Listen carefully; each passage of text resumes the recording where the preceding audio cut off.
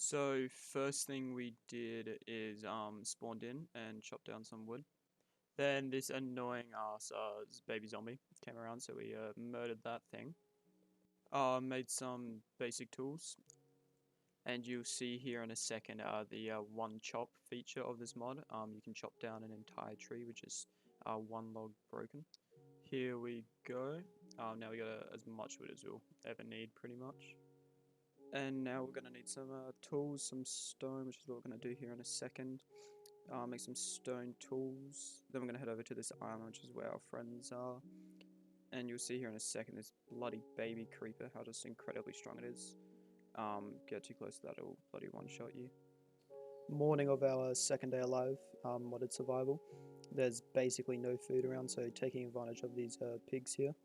Later in the day, found some iron in a cave, which was really helpful.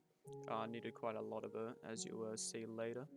Made some torches because couldn't see for shit. In this mod pack, there's dragons, there's bosses, there's dungeons, so iron will help us out a lot. Moving over to the night here, took advantage of some more cows, murdered them. Found a village, which was really nice. It'll become our home for the next couple of days. Set up shop here, smelted some iron that we got earlier in the caves. Collected our iron that we smelted earlier, made some armor, which is really important for later. My friend gave me a obsidian pickaxe, which is a lot better than the stone one that I was using earlier. The morning of day 3 was exciting. Me and my friend found a werewolf, so we gang bashed it and murdered it. It dropped some tools, which was pretty good. Day 3 alive here, modded survival. Was a good day. Found a cave, which was pretty good. Had a lot of iron in it. Obsidian 2. Found another werewolf, so we just had to gang bash that one too. Dropped some tools, which was good as well. We're running low. Day 3 also found the sword that we're going for. Advanced iron sword. Takes 81 iron, so quite a lot, but it's really OP. You can see back home, got a decent amount of loot. Looking at some more advanced diamond swords and how good they are. Started day 4. Started off well, murdered an innocent chicken, which is just a great way to start. Later day 4, did some more mining to get us to that sword. Harvested some more carrots because we're running low yet again. Here you can finally see that we got to that sword. 81 iron damage drain on this sword, so it better be worth it. Here it is, 14 attack damage, which is about 3 times a normal sword. Started day 5, me and my friend decided to go dungeoneering.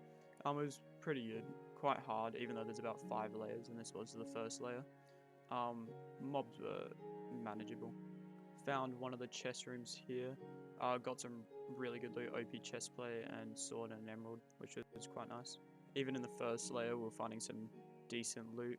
Almost died right here to a push trap.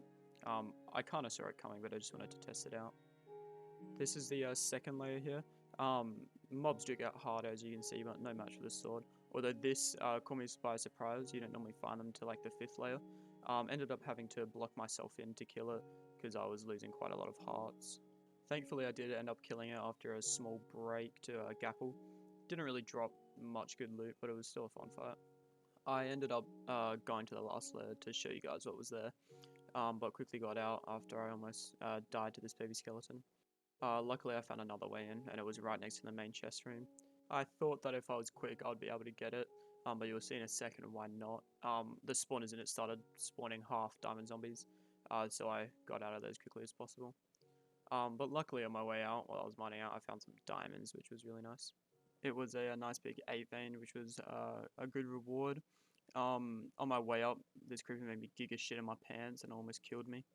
It was day 9 when we got back up, so we're down there for quite a while, and we can see here just how many books we got, which was lovely. Later day 10, we're looking at all the pets we can go for. We're thinking the loot pet, which is basically just fortune and looting in one, which is really good. It's really useful. Day 11, we've decided to go for the obsidian armor, which requires about 2 stacks of obsidian, so it's a lot of work. I've cut out most of it here for you. Collecting all that obby took us almost towards the end of day 14. Here we are collecting more materials for our reinforced obsidian.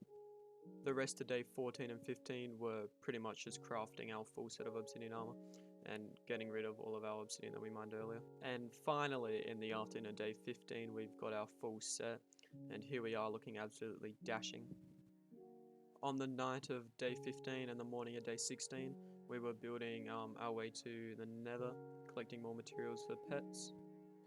And then on the morning of day 16, we found this scorpion, named him Splicey. Day 17, I created a anvil pet, which basically just repairs your armor and tools in exchange for iron nuggets, as you'll see here. Nothing interesting happened day 18. Day 19, I added efficiency onto my obsidian pick, which will be really useful. Late day 20, I packed up everything that I collected so far, and I was about to travel 6,000 blocks to head over where my friends were. It was a very long journey, and I traveled through a lot of different biomes, but at the end of day 25, I finally arrived. First thing I did when I got there is add sharpness 4 onto my advanced iron sword, as well as make a home pet, which allows me to just teleport home whenever I want. Day 27 to 31 was all about dungeoneering. We explored all layers of the dungeon, found some amazing loot. On the bottom layer, it was the best, although we did get our asses completely kicked at some point. As you'll see here, we just got completely overrun. My friend ended up bailing on me, which almost led me to die, but eventually we got away and found the chest room, which led us to all of this amazing stuff. On day 32, it was time to upgrade my armor.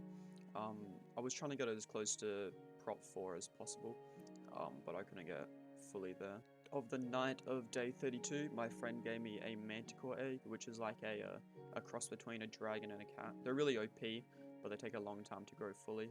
When it did finally hatch, I named it Splicey and fed it all my food, and it was day 35 that it finally grew to full size, which I was able to ride it, which was just amazing.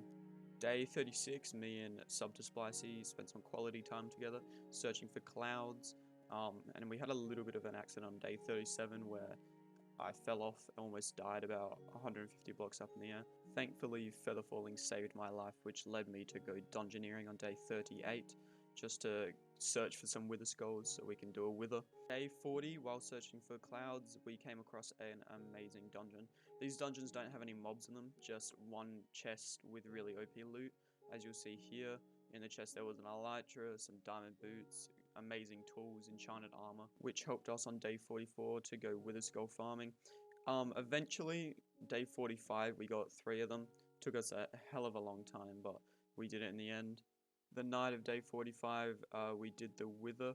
I had no idea what I was going to make with the nether star. There was just so many options in this modded survival, but we had it anyway, and there was a lot of options, but we absolutely destroyed that wither. Day 46, I grieved the death of my manticore that somehow died during the night. I ended up putting his internal organs in a shulker box to keep safe.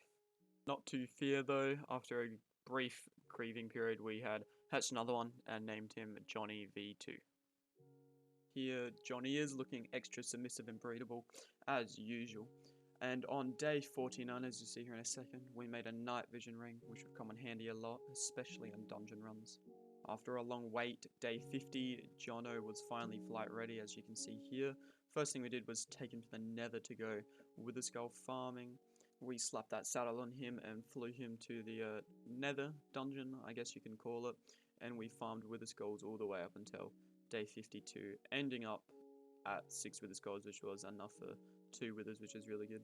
Fast forwarding 2 days here, you can see we've got the 6 wither skulls, and we're doing our withers. Both were insanely easy because we're pretty powerful now. There's very few things that can kill us. So we got our first nether star here, and we're about to get our second. And just like his brother before, he was finished and done very, very quickly. And the first thing we did is we made a Juggernaut Pet, which basically makes you invincible for 2 minutes. Day 58 was all about finding a cloud pet, which is the most OP pet. But while searching for one, we found another one of those OP dungeons. We dropped down from our manticore, lost a lot of health on the way down, although it just all ended up being a waste of time. Didn't really find anything we didn't already have. Not to worry though, day 60, we were back searching for the cloud pet. We searched a lot of clouds over a couple thousand blocks with our manticore, but none turned out really to have anything worth our while. Day 63, we were attacked by this mini-boss, so we got it over and done with and murdered him quickly. And on day 64, as you'll see in a second, we saw this pretty cool pirate ship, which was nice. Day 66, we were finally back home, and we made an Illuminati pet, which basically just gives you a random item.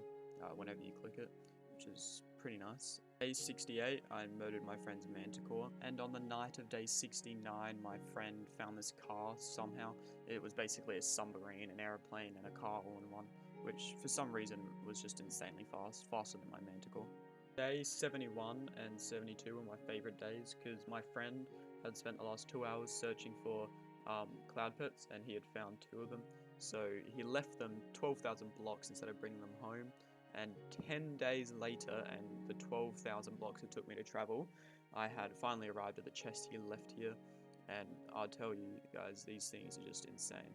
These clouds pets can make lightning appear, and the best part of it is they enable creative flight, which is just insane. It makes travel so much easier, no need for a manticore, which means no more use for Johnny V2, which is a shame. Day 83 was all about finding the ender portal. We'd searched a very long time, but on day 84 we had finally located it near this island. Day 85 we were mining down to the stronghold. Took us quite a long time to find, but we didn't really care, we were pumped. And the fight wasn't that hard, as you'll see here in a sec. It was basically just a merry-go-round chasey with the Ender Dragon, because we had pretty much creative flight where they couldn't really touch us. Even though it was really easy, it was still good fun though, because everybody loves doing the Ender Dragon. It was one of the last 2 bosses that we had to do in this modded survival world, and plus it took us a very long time to find it, so it was a lot of good fun. Back home, there wasn't really anything left to do apart from do the final boss. It wasn't going to be that hard since it was 3 of us that all had god armor. It was about 6,000 blocks back to spawn, but we had arrived on the night of day 90, only 10 days left in this world, and we kind of just mucked around until our other friend found the dungeon that it was located in. It took us until day 98 to actually stop mucking around and find it. It wasn't a long fight, as I said earlier, it was very easy. There wasn't much interesting stuff that happened in the last 2 days, so I just wanted to say thank you guys for watching. If you did enjoy the video, please like and subscribe. It took a very, very long time to make. And if you want me to do 200 days and install some new mods, just let me know in the comments. See you guys.